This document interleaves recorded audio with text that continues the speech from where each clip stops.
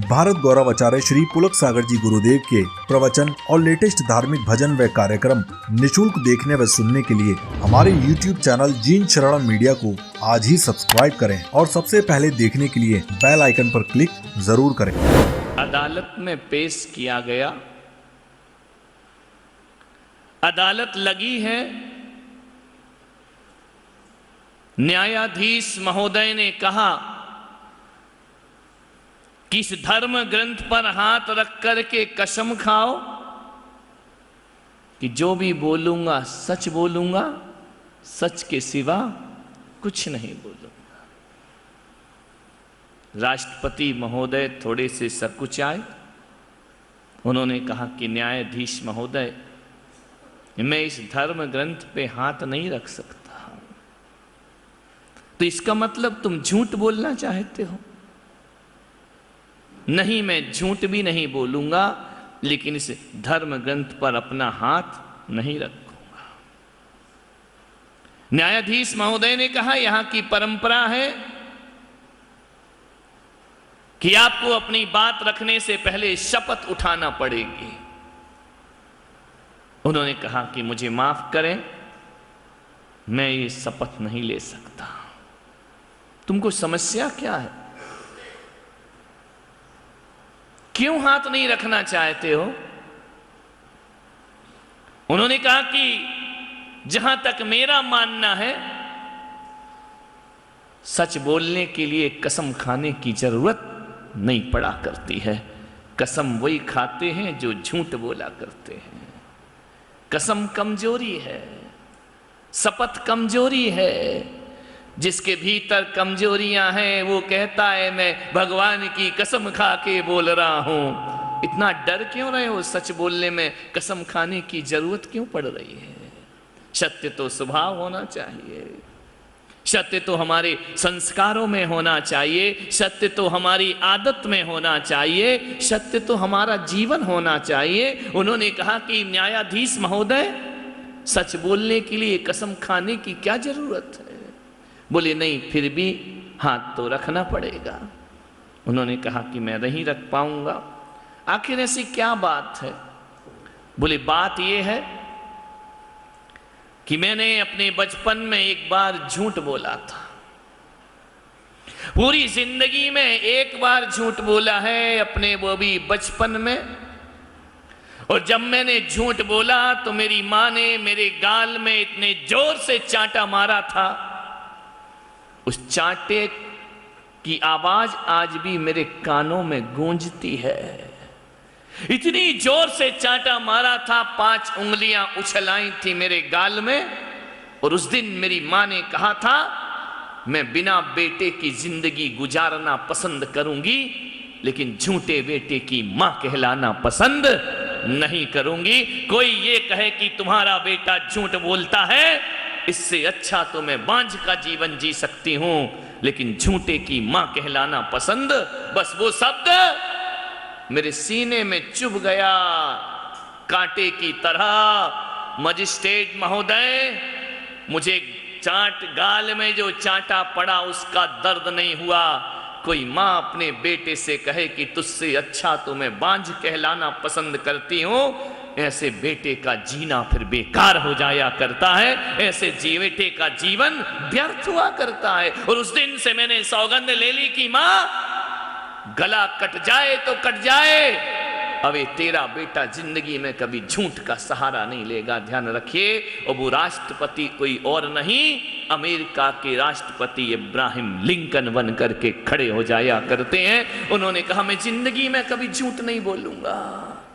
हम अपने बच्चों को डांटते हैं, फटकारते हैं, मारते हैं, लेकिन हर बात से बच्चा सुधरे जरूरी नहीं।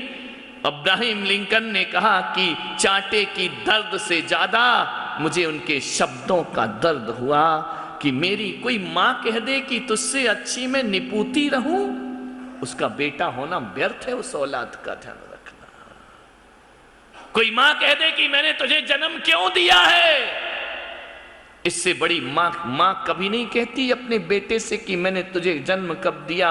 लेकिन मां जब भी बोलती है, जब भीतर से पीड़ा होती है ना, तब जाकर माँ के मुंह से इस तरह के शब्द निकला करते हैं। और जिस माँ के मुंह से ऐसे शब्द निकल आए, अरे शब्द तो ऐसा निकलना चाहिए कि जो मेरी माँ थी ना, जो आज इस दुनिया में नहीं, वो अक्सर कहता करती थी कि मुझे गर्व है कि मैंने तुम्हारे जैसे बेटे को जन्म दिया है। ध्यान रखना, जीवन उसका सार्थक है। माँ बाप हम पे गर्व करें, माँ बाप हम पे स्वाभिमान करें, माँ बाप हम पर अभिमान करें, माँ बाप की छाती चौड़ी हो जाए, मस्तक गर्व से उठ जाए।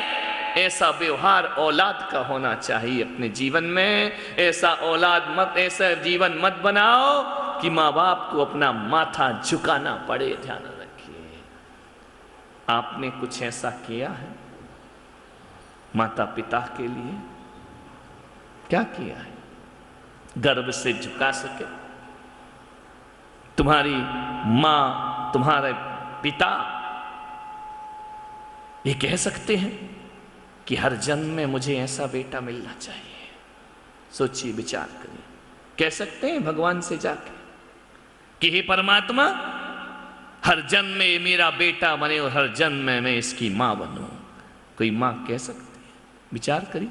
यदि तुमने अच्छा सत्य का जीवन जिया होगा ना, अच्छा व्यवहार जिया होगा ना, तो मां कहेगी कि हर जन। हम भगवान से क्यों कहते हैं तव पादो मम हृदयम तय पद दोयलीनम। हे जिनेन, यावत निर्वाण, जब तक मोक्ष की प्राप्ति ना हो, आपके चरण मेरे हृदय में वास करें और मेरा हृदय आपके चरणों में निवास करे। इतना साहस जो भगवान के प्रति है, क्या हम अपने माता पिता को दिला सकते हैं? इतना सम्मान कि मां बोले कि हर जन्म में तू मेरा बेटा बने। सोचिए, धन्य हो गई मेरी कोख तुझे देखकर। ऐसा व्यवहार है हमारा? कोई पिता कह सके कि मेरा पुरुषार्थ सार्थक हो गया तेरे जैसे पुत्र को पाकर के? ध्यान रखना, कोई है माँ बाप ऐसे? नहीं है ना। जिंदगी नहीं जी ढंग से जिंदगी जियो। गर्व करें तुम्हारे पड़ोसी तुम पर, गर्व करें तुम्हारे रिश्तेदार तुम पर, गर्व करें तुम्हारा परिवार तुम पर, तब तो तुमने सत्य की जिंदगी जी है। वरना व्यर्थ की जिंदगी, ऐसे बच्चे तो जानवरों को भी पैदा हो जाते हैं। ये कोई बहुत बड़ी बात नहीं हुआ करती है। आज भी कौशल्या की आत्मा जहां होगी ना, राम जैसे पुत्रों को पाकर धन्य हो जाया करती है। त्रिशला की आत्मा जहां होगी, महावीर जैसे पुत्रों को पाकर धन्यता को प्राप्त कर लिया करते हैं। विचार करिए, नाभिराय जैसे पिता गर्व से मस्तक ऊंचा करते हैं जब उनके घर तीर्थंकर जैसी आत्मा का जन्म हुआ करता है। ध्यान रखना, क्या किया हमने अपने पूर्वजों के लिए? पूर्वज तो छोड़ो, अपने जीवित माँ बाप को भी हम कुछ नहीं दे पाए। गर्व से जिंदगी जियो। मान्यवर, मेरी मां आज दुनिया में नहीं है, लेकिन मुझे दुख नहीं है। एक स्त्री को जो सम्मान मिलना चाहिए, एक स्त्री को जो मान मिलना चाहिए, और एक स्त्री को जिस शान से विदा होना चाहिए, वो अपने जीवन में जी करके गई है। ये संतुष्टि का भाव हमारे अंदर मौजूद है।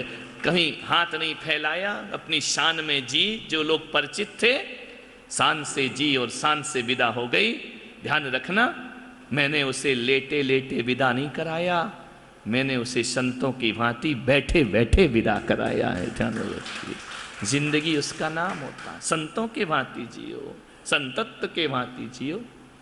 मान्यवर, उस माँ ने कह दिया कि मैं झूठे की औलाद की माँ बनना नहीं चाहती हूं, सत्यवादी बनो।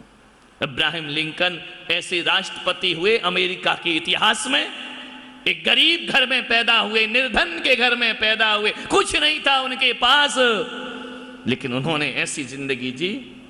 एक साधारण सा आदमी, कई बार जो जो काम उसने किए सब में फेल हो गया, किसी काम में सक्सेस नहीं हुए, फिर भी उन्होंने अपने जीवन में सच्चाई का रास्ता नहीं छोड़ा और अमेरिका की राष्ट्रपति बनकर के खड़े हो गए। ध्यान सोचना है, सत्य होना चाहिए जीवन।